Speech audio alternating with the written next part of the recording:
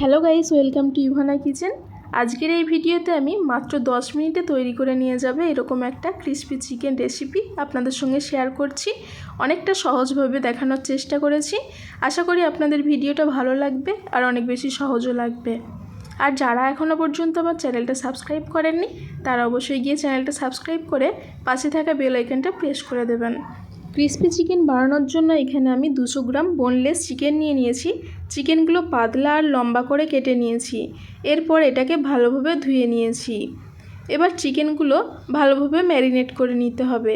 তার জন্য একটা ডিম নিয়েছি।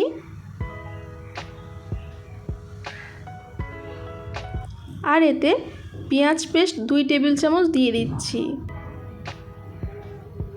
আদা রসুনের পেস্ট 1 টেবিল চামচ, লঙ্কার গুঁড়ো 1 চা চামচ, হলুদের গুঁড়ো 1/2 চা চামচ, লবণ স্বাদ মতো। এখানে লবণটা আমি কম রেখেছি কারণ এতে আমি সয়া সস দেব। ভাজা জিরে গুঁড়ো 1 টেবিল চামচ, ধনে গুঁড়ো 1/2 টেবিল চামচ, গরম মশলা গুঁড়ো 1/2 টেবিল চামচ, সয়া সস 1/2 টেবিল চামচ, টমেটো সস 1 টেবিল চামচ দিয়ে এই মিশ্রণটাকে খুব ভালোভাবে মিক্স করে নিতে হবে। এখানে আপনারা হাত দিয়েও মিক্স করে নিতে পারেন। এখানে চিকেনটা আমি পাতলা আর লম্বা করে কেটে নিয়েছি। আপনারা চাইলে আপনাদের মন পছন্দ শেপ দিয়ে দিতে পারেন, তবে চিকেনটা পাতলা করে কাটতে হবে। একটু টাইম নিয়ে খুব ভালোভাবে মশলার সঙ্গে মিক্স করে নিতে হবে চিকেনটা। ম্যারিনেট করা হয়ে গেছে, এটাকে এক সাইডে রেখে দেবো। এদিকে কোটিংটা রেডি করে নেব। তার জন্য 1/2 কাপ ময়দা নিয়েছি, 3 টেবিল চামচ কর্নফ্লাওয়ার নিয়েছি। কর্নফ্লাওয়ার যদি আপনাদের হাতের সামনে না থাকে তাহলে স্কিপও করে যেতে পারেন।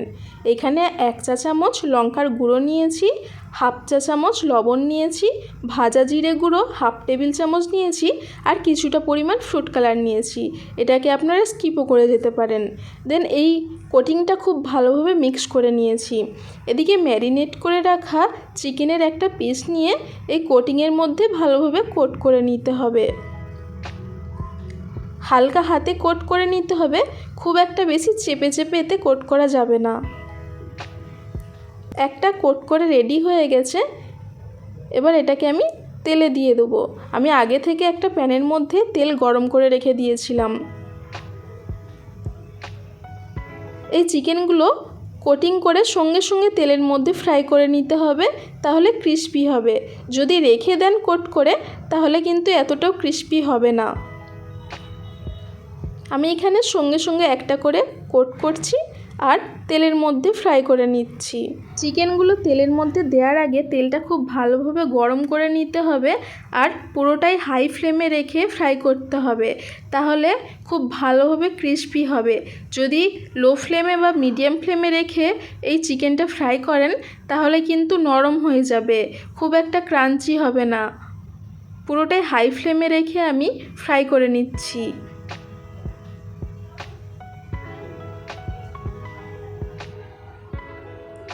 চিকেনগুলো পাতলা হওয়ার কারণে খুব ভালোভাবে ভেতর থেকেও সেদ্ধ হয়ে যাবে। ক্রিস্পি চিকেন ফ্রাই করে রেডি হয়ে গেছে। এগুলো একটা পাত্রের মধ্যে তুলে নেব। আপনারাও একইভাবে বাড়িতে বানিয়ে খাবেন আর বাচ্চাদেরও বানিয়ে দিবেন। বাচ্চারা অনেক বেশি খুশি হয় এরকম ক্রিস্পি চিকেন পেলে, আর অনেক কম টাইমে এটা রেডি হয়ে যায়। এই ভিডিওটা অনেকের কাজে আসতে পারে, তাই একটা শেয়ার করে দেবেন। সকলে ভালো থাকবেন, সুস্থ থাকবেন। দেখা হচ্ছে পরের ভিডিওতে। Thank you.